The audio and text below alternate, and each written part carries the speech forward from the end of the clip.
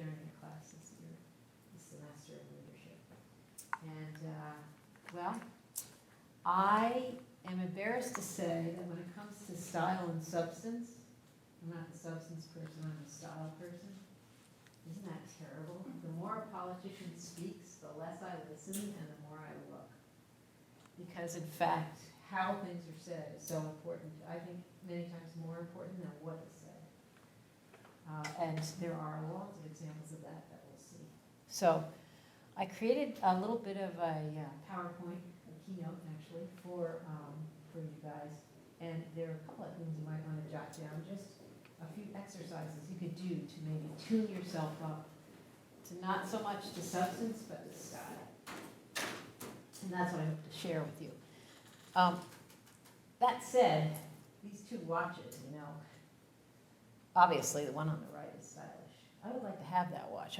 I would not even want to know what it costs, but it's got to be expensive, right?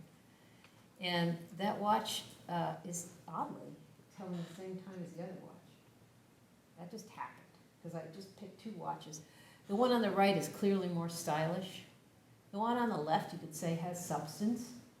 And the point of this slide is just to simply get across the idea that you can have style without substance, or substance without style. Nobody's going to buy either watch if they don't tell the right time. And so I just want to make that point with that slide. And really, it's almost impossible to distinguish style and substance most of the time. And there are reasons for that, and we'll go into some of those reasons. So style and substance, it was fun for me to go around the room just then. Watch this. Hi, I'm Karen Keating. Hi, I'm Ryan. Wow. Did you see that handshake? It was strong, and it was direct, and I like the way Ryan had, first of all, he had a very quick response, and it was quite jarring, actually, this handshake. I think I would like to slow it down just a little bit. This is just a style thing, right? We're just talking about style here, style of handshake. But I love the quickness of it. Hi, Ben. Hi, Ben. How are you? I'm great. Yeah, that's good. This is a nice, see how Ben never lost eye contact? He's getting the picture now, because if he had, I would have yelled at him. No, not really. But this is, the only thing I would change about Ben, and I noticed this before, is it's a little wet. And if I was not myself, if I was just your average person walking around, I would think to myself, nice guy, seems a little tense. And I would never know why I thought that. I wouldn't be cognizant of the fact that it was the sweaty prom that made me think that. And in fact, I would even start indulging on my personality characteristics that I think I'm picking up, and I never know where they came from. So it's worth doing this. It's worth making sure you have a dry hand before you shake a hand. And that hand should also be, hello, I'm Carrie Keating. Hi, Olivia. Olivia. She had a little kind of, she had the the dolphin, is what I would call that handshake. I would like it to come out more straight. You've got a little barrier in the way here. But it's a little bit awkward the way you're holding that. These are things you need to practice. And I'll tell you why, because people are forming first impressions of you from this handshake. And the reason why they're such powerful first impressions is they don't know how they're getting them. They don't know that they're reading your body language, and they are. And therefore, they just feel what they feel. They don't know that there's a book in the way of Olivia's handshake. They're just getting her handshake, and she seems too overly eager and a little too quick. Her fingertips are cold. They have no idea that they're going to use those cues. If you don't know you're using those cues, then you can't fight against them. You can't say to yourself, well, she just came in from a cold day, the temperature's right. You don't use those cognitive processes to correct your first impression, and therefore you're stuck with that first impression. So other than that, it was a good thing. Hello. Hannah and I know each other. Can you tell? Yes. Yes. Hannah has a very nice handshake because she's been practicing. Yeah. This is part of the homework that you get if you take my leadership course, I told her. And you were very good. Oh, Justin, right? Dustin. And Dustin was very good to introduce himself to me and offer his hand to me, which was nice. The other smart thing he did is he didn't let my hand go. Why? Because the dominant person, and age and dominance go hand in hand. The The dominant person in the room should be the one to say, okay, we're done, not the more subordinate person. So if you want to make a good first impression, you can do it with a handshake. And there has been research which has shown that if that first handshake is seen in a negative light, if it's not a good first handshake, you have a real hard job recovering from that negative first impression. So the reason why, how could that be true? Just a simple handshake, isn't that kind of superficial? Not really. Remember how quick this handshake was? If right now, that was good. If right now I grabbed a swab and I swabbed the inside of Ryan's mouth and ran it to the lab and tested his testosterone, I bet it would be high. And that's because the quickness with which you interact with someone, the quickness with which you get off your chair to greet somebody, the quickness with which you offer a hand to your boss relates to your level of testosterone in your body. And this is true for females as well as males. We all have testosterone. So style and substance, yeah, this is style. It's also substance. Isn't that amazing that these nonverbal cues are linked to our basic physiology? They are, and they speak volumes partly because of that. So it's much harder to erase a good first impression than it is a bad first impression. So you want to have a good one if you can get it. Handshakes, in fact, turn out to be, and I love this especially for the women, they turn out to be not only linked to your body chemistry and state, they're suggestive of your personality. So if we actually gave you personality measures, those who come forward very quickly with a quick shake tend to be extroverted, more extroverted, less neurotic, less anxious, a lot of things. So it's suggestive of personality, and it does seem to correlate with personality.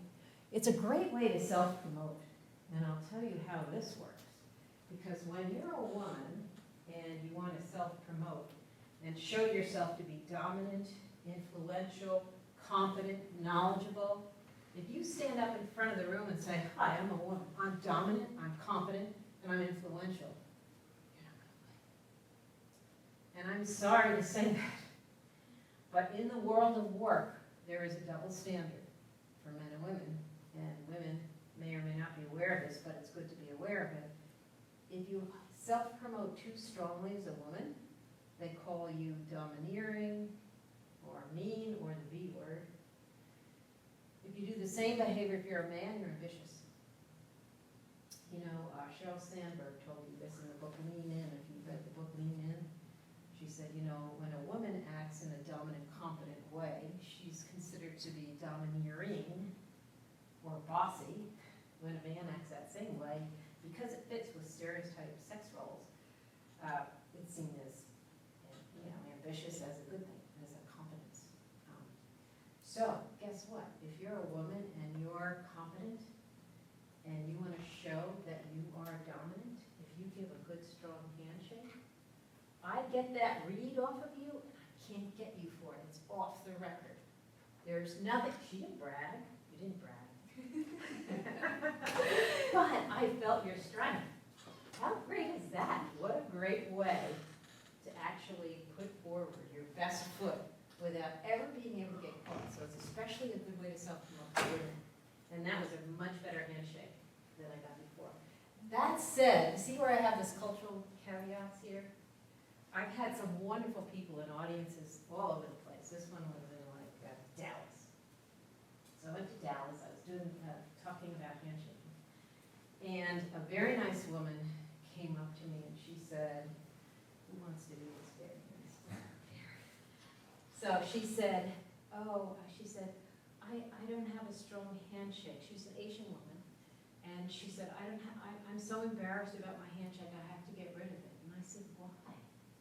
And so I said, shake my hand. And she shook my hand very delicately. And then she bowed. And guess what I did? I bowed. I said, there's nothing wrong with your handshake. I'm going to meet you on your own turf.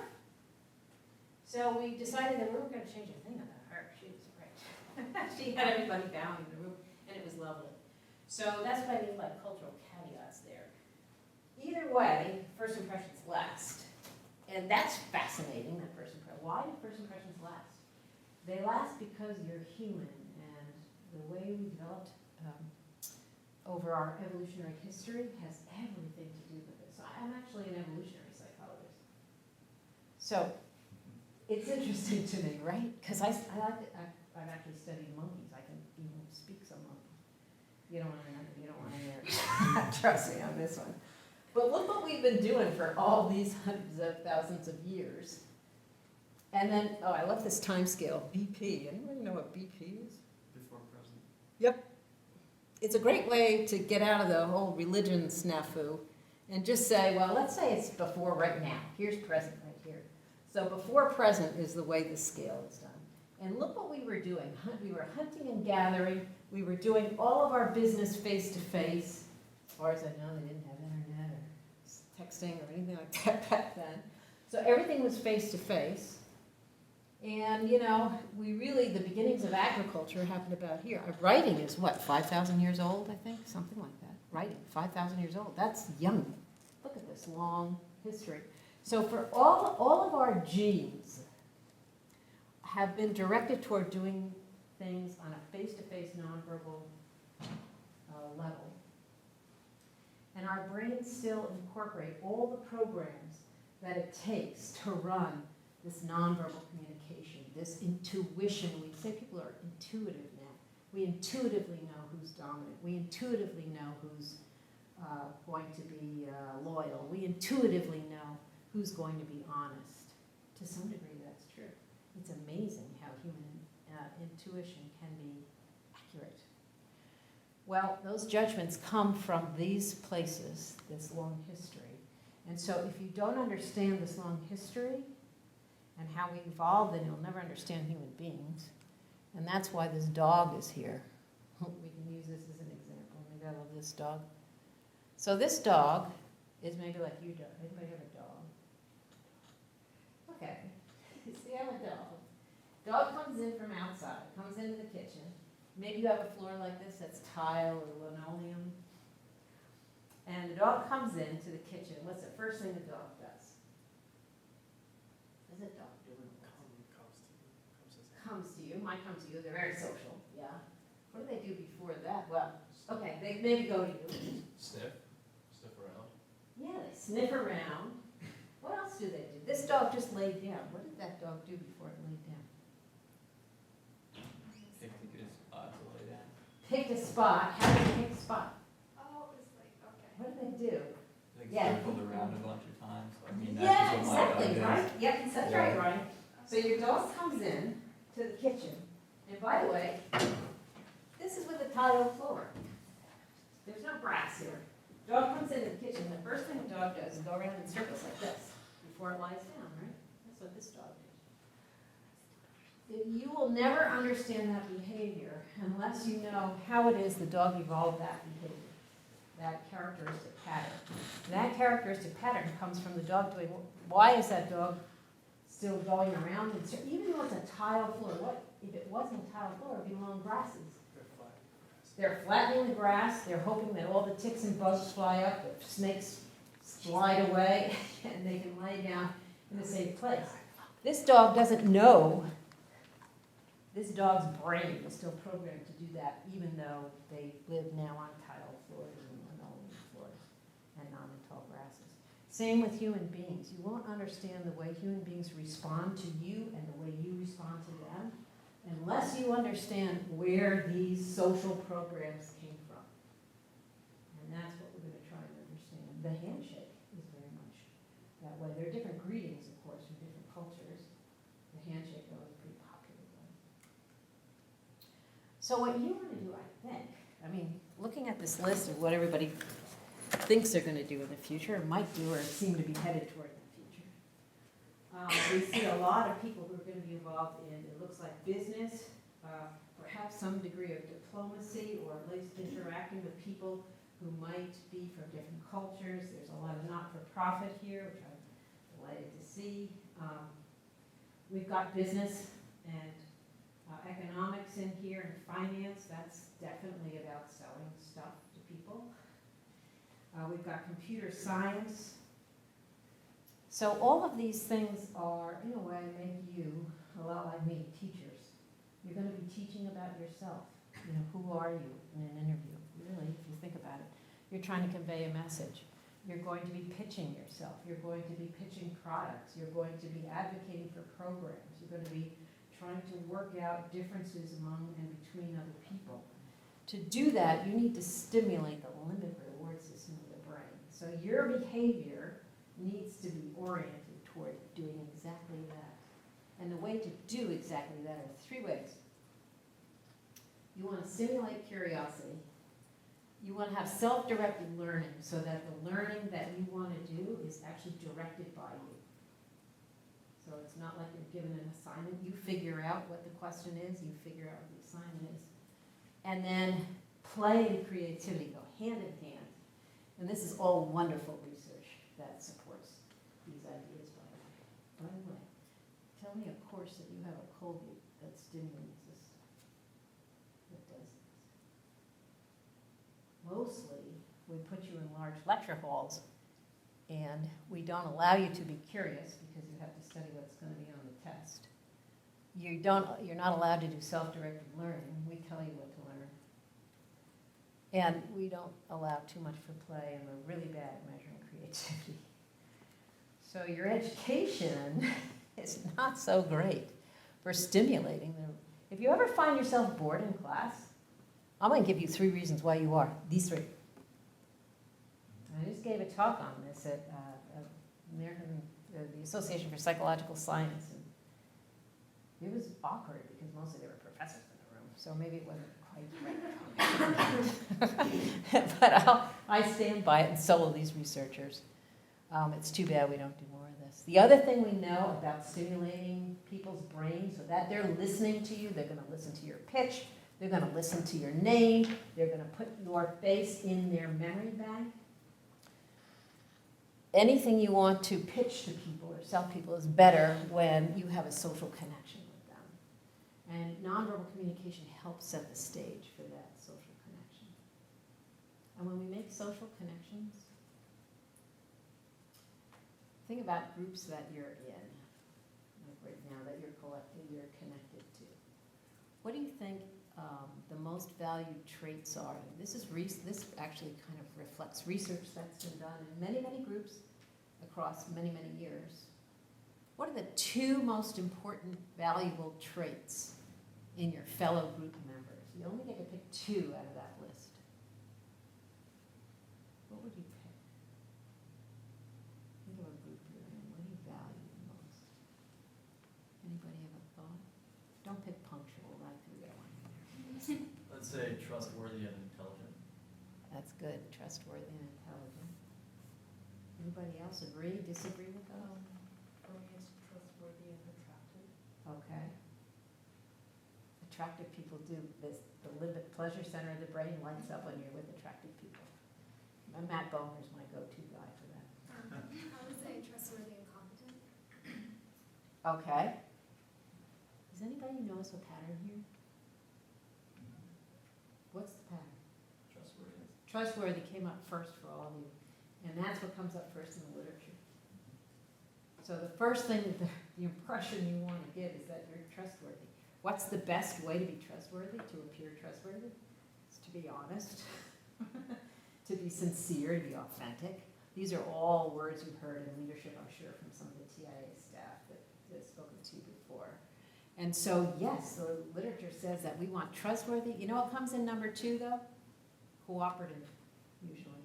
Even before competent, before attractive, and before ambitious, before intelligent.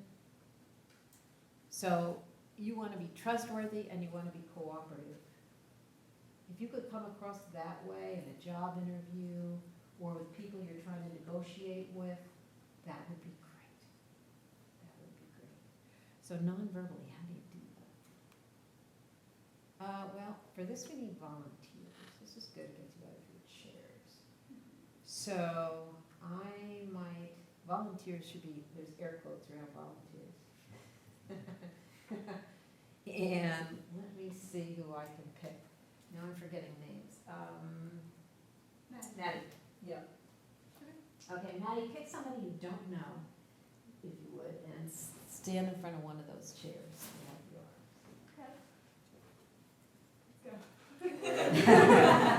Go. Yeah, you're talking to Nick, I think.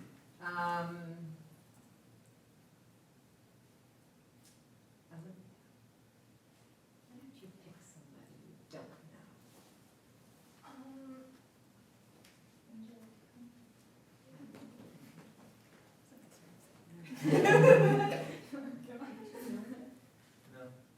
How about you two take those chairs over there, and just stand in those, that way there, I appreciate you. Remember I said that play, stimulating curiosity, this is what we're doing, we're walking the walk here. All right, so I'm gonna give you instructions, and what I want you to do is keep these instructions secret. I know this from Hannah. Oh, So Hannah changes. it does, yeah. So let's pick somebody to be your replacement.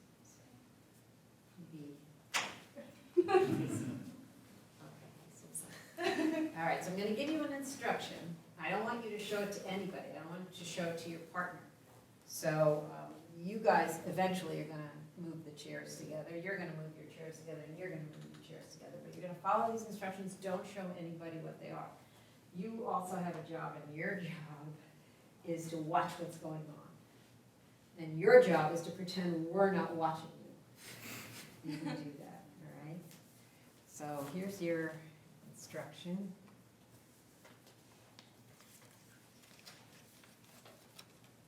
Okay.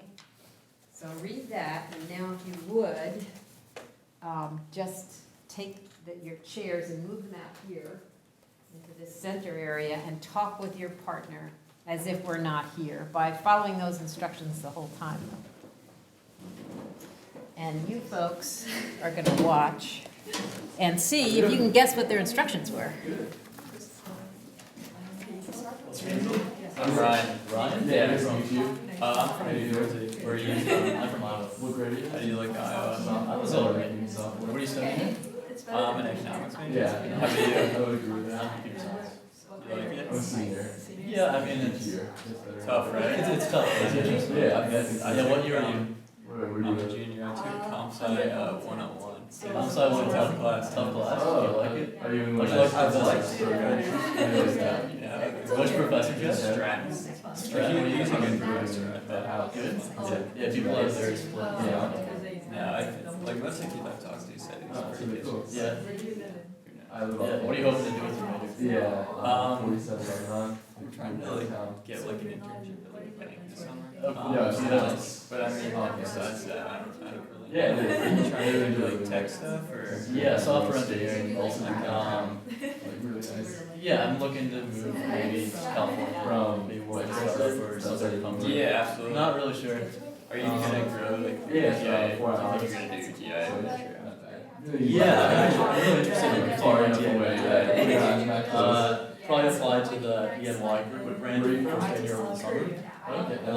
See how that Okay, goes. freeze. People in front of them, just freeze. Don't look at me, don't move a muscle, don't change your posture, don't do anything. Just pretend you just froze. Isn't there a movie called Frozen? Just freeze. What do you think? What did you notice about these pairs? What are they speaking in terms of their body movement or lack thereof? Their position? What do you detect that's different or the same about them? Right now, or what they were doing before? Both. They shouldn't have changed if they really froze. It wasn't when you said freeze, it was like right before you said it. Okay, yeah, that's good. You're good to go with that. What do you notice? Well, you put your leg up, you were like forward the entire time. Oh, that's good. Shifted and put your leg up, Okay, what did that strike you as? What did that seem like? becoming like less engaged in the conversation. Huh, very good. Why did it give you that impression? Cause like this seems like he's alert and like, also he was repeating everything that Ryan was saying, so he like, Ryan would say the professor and then he would say, oh, like Stratton, and then keep progressing the conversation, so. Wasn't he loud too? Didn't you notice how loud he was? So look at this, he's got the defensive barrier against Ryan with this leg position. So really good insight, Ian, that was really good. What else about them is interesting? It's kind of like a you have to come to me now, because before they were both like Liam, and now he's back, so he looks like he's like trying to go to him, whereas he's like, I don't really care. Right, exactly. He did seem to move back a bit. And then Ryan's kind of on the attack Yeah. here a little bit. And they were both pretty loud, actually. Did you notice something? I was gonna say, Ryan seemed to look away more frequently than his friend. I don't know. Yeah, that's so interesting. So when you look away, you don't look as engaged. You know who looks away a lot? Dominant people. Not liars, actually, if you think it's liars. I study deception as well. My students hate that. You know, when people who look away, they don't need to monitor you. It doesn't matter what you're doing. Actually, there's something called dominance, visual dominance ratio. And the people who are very dominant, they may be talking to the group, but they're really not looking at you. They don't have to. They're dominant. They're not worried about you. You can't do anything to them. People who are sitting in the audience are more likely to be on the edge of their seat watching the speaker speak. It's called the visual dominance ratio. So that was a good move in the sense that, well, and they were both really loud, didn't you think? So what was your instruction? Mine was dominate your partner, be the powerful person in this interaction. Seems probably the same. Same. So would you say there was much rapport here, or much flow? It was more like, and do you notice the way they position their chairs? I didn't put them this way, they did this. They look like they're gonna play some kind of death match in chess or something, right? Because they're both, you know, like that. Contrast that to this pair. Did anybody notice this pair here? What was going on here? It looked like they were locked in eye contact the whole time. Yeah, they kept their eyes on each other the whole time. What else about this pair? They're sitting the same pose. Yes, they're sitting in the same pose. They were almost like mirror images of themselves. They're doing it again. Before they had their feet a little out, and then one moved, and then the other mimicry. That's so awesome. And if you go to work for J. Crew, okay, so let's say it doesn't work out in the stock market for you. Let's just say. You could always work at J. Crew. And if you go to J. Crew, some of their training includes mimicking the person who is coming into the store to try and buy something, because mimicry makes a social bond. Mimicry is very, very powerful. And there was a lot of mimicry here. There was a lot of nodding here, I noticed. There's a leaning forward. Did you see the leaning forward here? Look how close they are in space, too. So they're kind of like very close in space, and that proximity is what makes social bonds. In fact, it's wonderful. Because if you feel uncomfortable with somebody, you know how you can get over that, believe it or not, is to get closer to them. I'll pick on Ian because we know each other. So let's say Ian was a different person. Let's say he was from, oh, I don't know, pick something wild, like Guatemala. And I don't have any Guatemala friends from Guatemala. Do you know the worst thing I could do to my relationship with Ian would be to keep a distance. I ought to go right in and stand close. And guess what? There's research that shows that if you do this, and if you do this with people from different ethnic and racial backgrounds, you will actually get to feel more comfortable, your body will relax, your brain will relax, and you'll get to know that person better. And you'll process more individualistic information about that person. You can get over your stereotypes by standing closer to that person. Lack of distance makes the heart grow fonder, right? And it really does work. So these two, this pair here, knew that instinctively, and that's why they arranged their chairs so close to each other. Lots of mimicry, lots of leaning forward. All right, so what were your instructions for them? I was saying to dominate in the conversation.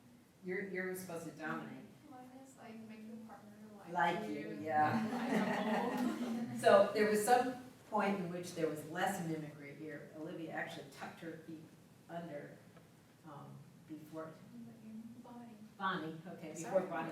No, that's okay. That's not a problem. Touch, very powerful too, by the way. This is embarrassing, but I'm going to say this anyway. if Bonnie and I see each other on campus again, we'll have a special bond. It's gonna be weird. Like, you'll remember me and I'll remember you. It's gonna be weird. Because you talked to me. Yes.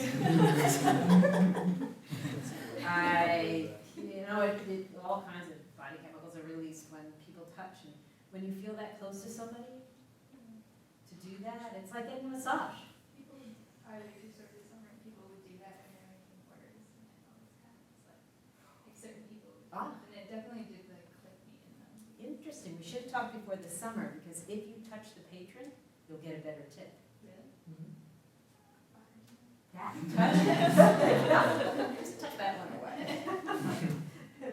That's why the waiters now get so close to you, they come down to your level, they want to be your friend, and they're hoping for more of a tip.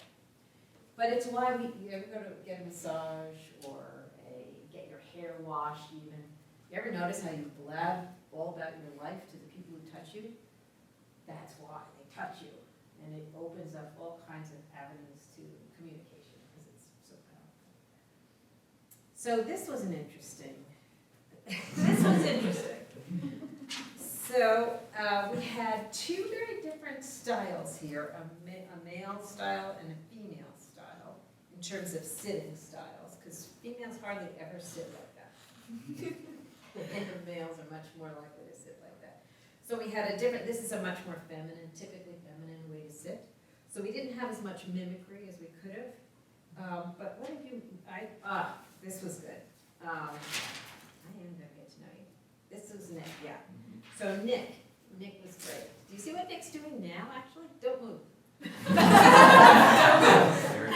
There it is. Do you see it? Yeah, it's a head tilt. It says, I'm friendly, I'm Nick, hi. Hi. Yeah, it's good. It makes me want to know you. It makes me want to connect with you. Yeah, now if you were going to be the boss and you said, oh, Carrie, would you mind, pulling an all-nighter and finishing this report? That's probably not going to work. You want a straight up head for that. But in terms of your instruction, Like, be likable. be likable, Be likable. be likable. So this was a likable, there's a lot of question asking here, a lot of back and forth, a lot of openness. So all this was really very good and proves the point that really you know these things that I'm telling you, but what you don't know is that you use them all the time and people use them on you and they don't know explicitly what it all means. So you need to know, you need to develop a new eye to be able to watch people and tell what they're really thinking, what they're really doing, what their instructions really are, or what their, let's say, social goals are. This was interesting. This had good rapport here. Not as good social rapport here. This was a little rougher, I think, and that was really rough. That was that rapport, that flow that we can identify. We know what it is when we see it. If it walks like a duck and it's walk, whatever. Ducks don't squawk, they quack. But anyhow, so that's what rapport really is. So I think the rapport was best when the social goal was the same here, but it was bad when the social goal to dominate was the same here, but it was an impressive goal. So knowing one's social goals, you can sort of decode it from nonverbal communication. These folks did a great job, and I think we should clap for them. That's not good. We're going to practice clapping because it's so important. Should we put the chairs back? Businessmen. Yes, you can. But then you're going to have to clap with us. If you're going to clap, clap. If you're not going to clap, don't bother. So from now on, I want you to, it's so embarrassing to clap. We did this in leadership earlier this semester. And if you,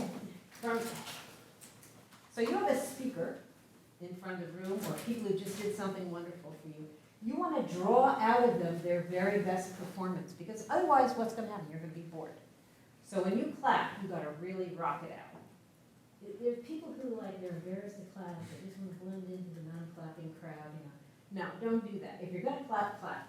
And clap like they taught me in business school. I visited once, and then I think I flunked out probably. But at any rate, really clap. So let's practice clapping and see what it does.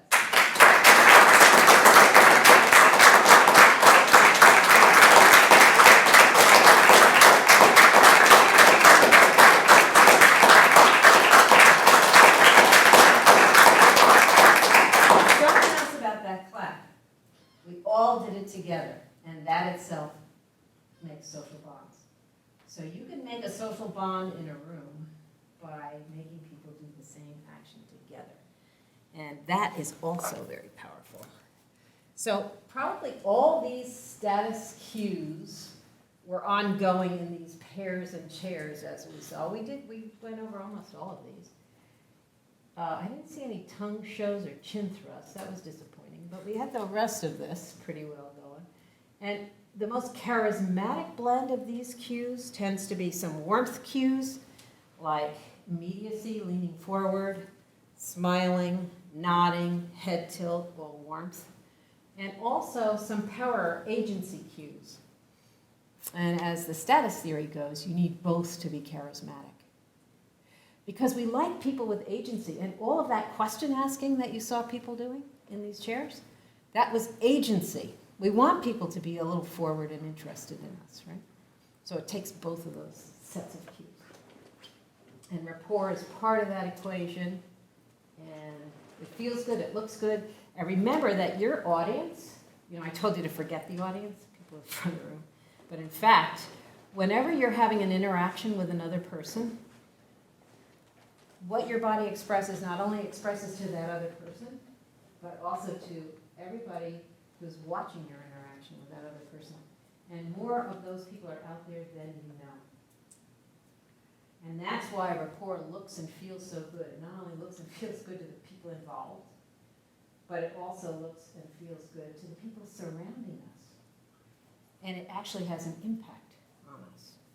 So good rapport, like the mimicry thing, actually helps us feel better about ourselves as an integrated group. And there's research on that. All this is research-based. These are 3 components. Let's not go over that. Too schooly. What dulls your edge? What makes you blind to these cues?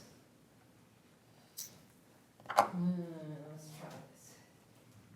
So if you would, I want you to take this card. Don't read it yet.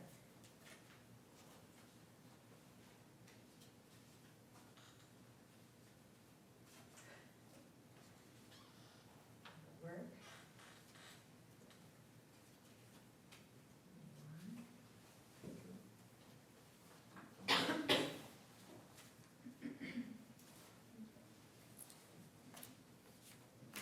What I want you to do is,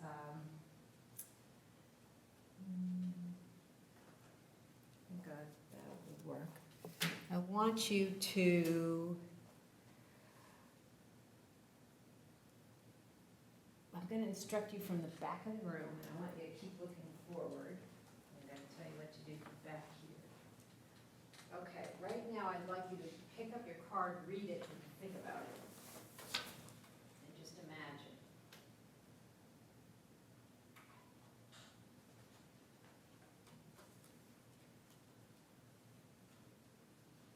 All right, you're thinking about it. Think about a time. Think about it.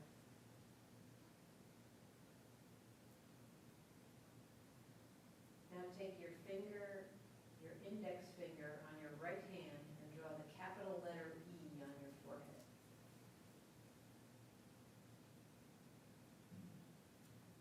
Capital letter E. Okay, how did you do that? How did you draw the E? Do you know which way you drew it? Yeah, drew like this. You drew it so you could see it. So the E was oriented toward you. How did you do I that? drew it so the other people could see it.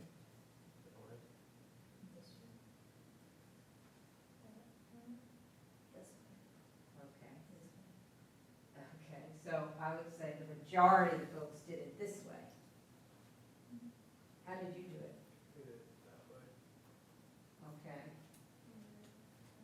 You know, did we do the same? No. Oh, my God. Which way did you do it? Okay. So I can see.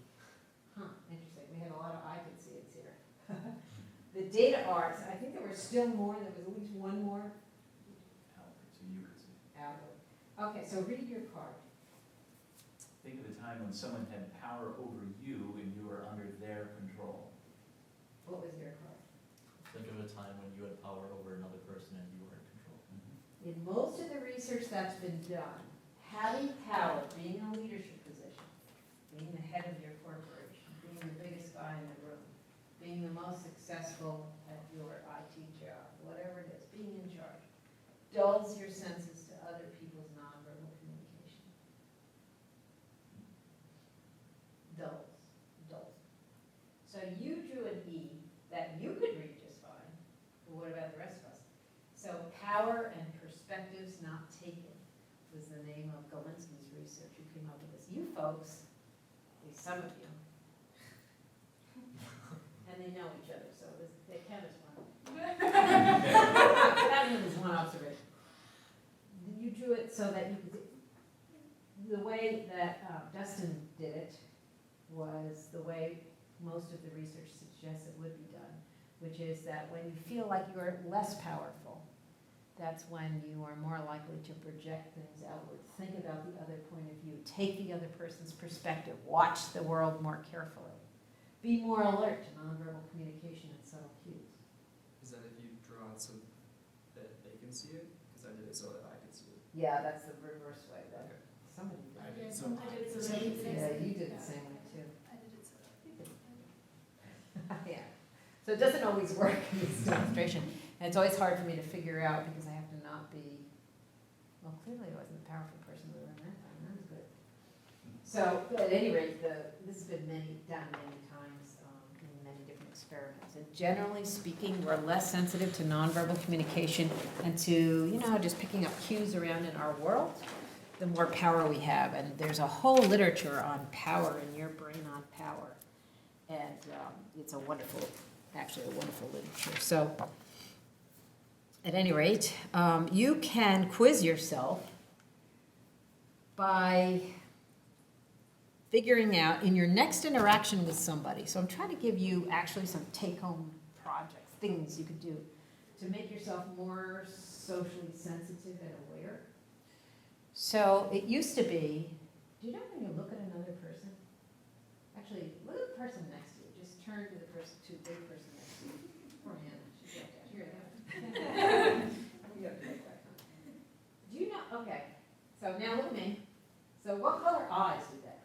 person have? Right. So if you really looked into the eyes of that person, Hazel. So if you look into the eyes of the person, you'll recognize the color. If you're really looking, most people who look at other people oftentimes look at the left. I don't know why the left so much, but I do know why. The left earlobe. They don't actually look into your eyes. Have you ever noticed that? It's really hard for people to look at, because it's quite arousing when you do. It is, right? We use stares as threats. We use it as a come on. It's arousing when you look into somebody's eyes. So if you're not really looking into somebody's eyes, though, are you really tuned to them? Maybe not.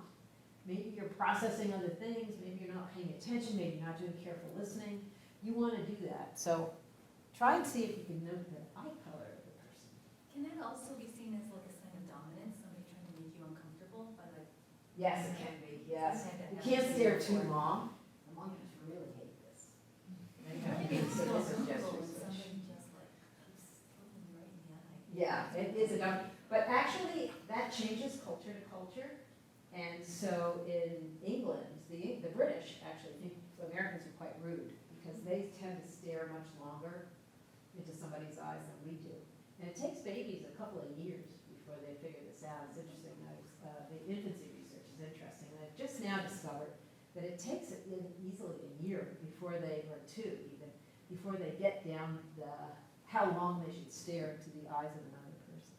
So it's a learned cultural thing. So in Arab countries, oh my God, it's like, wow. And that to them is normal. It's not that arousing. It's like they just keep looking. So when you go to the Middle East, who's going to the Middle East? Who's doing Middle Eastern studies? Are you prepared for this? It's going to be a long stare. You're going to feel a little creeped out by it because it's not our way. But it's great to learn these new cultural ways. It's really wonderful. I don't know what it's like in Korea. So for me, when I came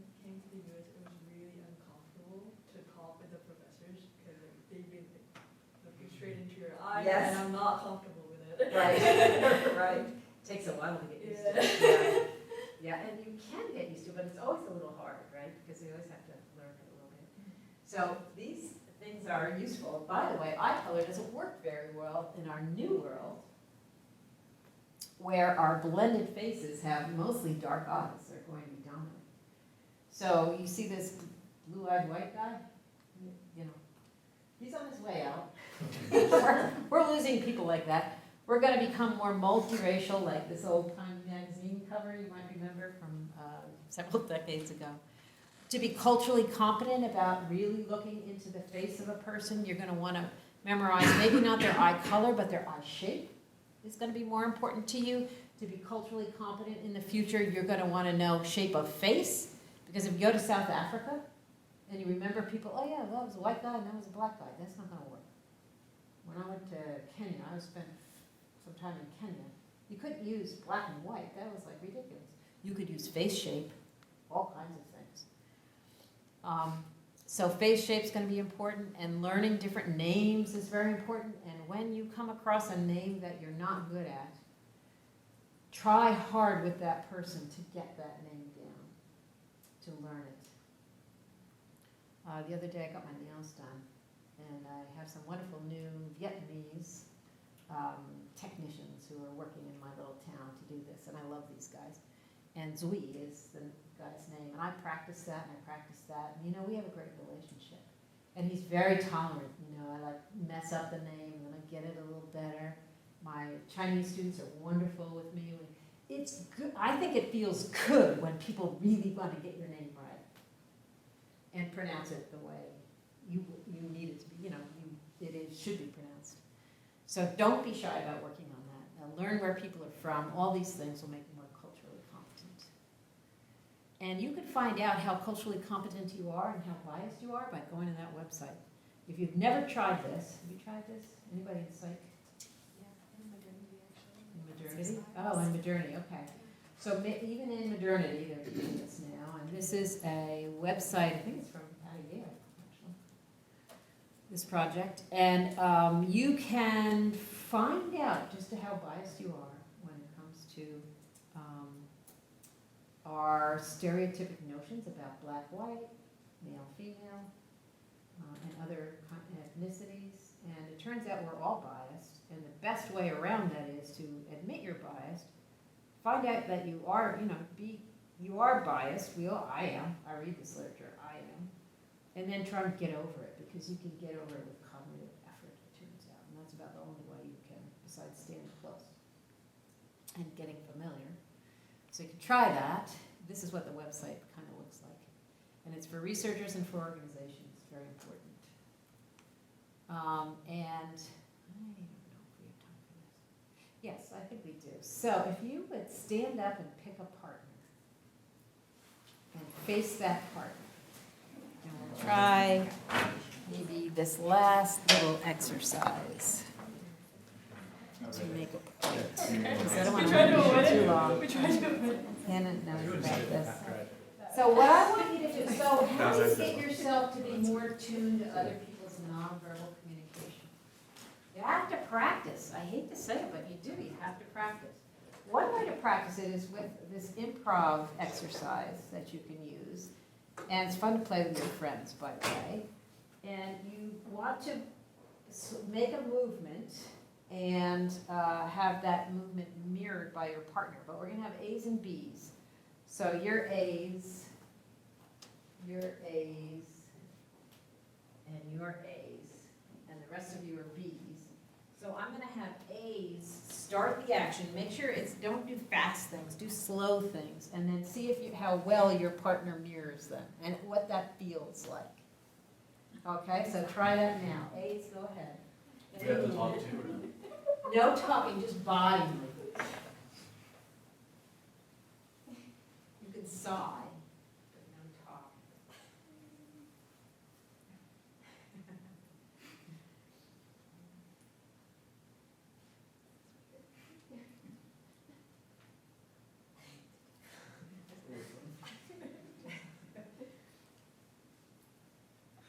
Okay, nice and low. You're like, yeah. Okay, now, instead of A's starting the action, B starts the action. And do some other, B, come up with some new moves. Yeah. Slow, expressive movements. Remember to keep your eyes where the other person's eyes are. Okay, it's getting a little creepy. Okay, now, see how that felt? Okay, now just mirror each other, but nobody's in charge. No way, nobody. Just mimic each other, yeah. Mirror each other. Go, do it. Look at each other and copy each other's movements. There's no leader. Okay, yeah. How did that feel? So how did those different things feel? In the first case, great. yeah. In the first case where A was directing the action, right?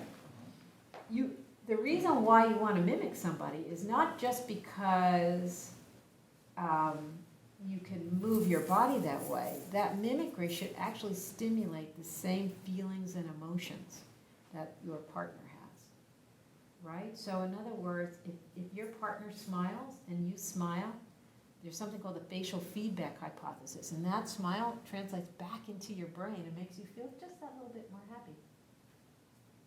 Because your body doesn't know. Your brain is reading off your body. Oh, I'm smiling, I must be happy. And to some degree, that is actually true. And it's been shown in research that there is a lighting up of the circuitry in the brain that responds to these different body movements. Same with sadness, only you'll bring a person down if you do that. So when you mimicked somebody in charge, that probably worked pretty well. How did it feel in the third case, though, where nobody was in charge? Like a mess. Wasn't it awful? Nobody's in charge. We don't know what the goal is. There's no coordinated action. So it tells you that now and again, someone in an interaction should take charge.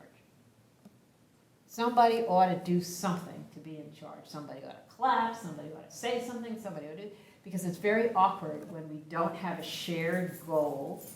Leader, follower, follower, leader. That's a shared goal. It's very awkward when we don't, it's very hard to read nonverbal communication and feel anything out of it when we're dislodged from each other, right? When we're not coordinated with each other. Okay, you can sit down. That was really what I wanted to say. And that clapping, by the way, it turns out that whether it's clapping, whether it's mimicry, whether it's other kinds of synchronous action, like why do you think armies march? Why don't they just stroll, or, everybody run at their different pace. Everybody jog at a different. It's because it makes a social bond between the soldiers in that force. Why do you think you sing together, even if you have a terrible voice? You sing together in church. It's a coordinated action. It's synchronous action that helps establish social bonds. So singing together, marching together. In fact, we could do the experiment that has been done on other college campuses where we march across campus together, or maybe even clap together. And that makes us all have a special bond, a we-ness. In fact, when people mimic one another, they're more helpful to one another. And they're also more helpful to anybody else who might come into the room, because it gives us this big sense of we. And that big sense of we is exactly what comes from body language. And if you're trying to make a team, if you're trying to be part of a team, whether it's in business, in academics, or anywhere else, these can be really useful nonverbal tools to draw out the very best from the people that you're engaged with. It helps engage you and draw the best out from them, the best out from you. So I think what we've shown here today is that nonverbal behavior can set the stage for the kind of relationship which allows people to work more effectively together, allows people to hear what the message is you're trying to give them, allows them to get to know you better and remember you better, all good things, and it's all nonverbal. What could be better? So thank you for listening, and I appreciate being here.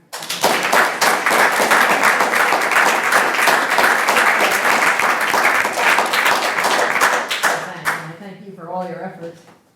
And if you have any questions, I will stay and be happy I want to to take your class. take my little part. We have fun in class. I'm not sure I want to go out socially with you. Yeah.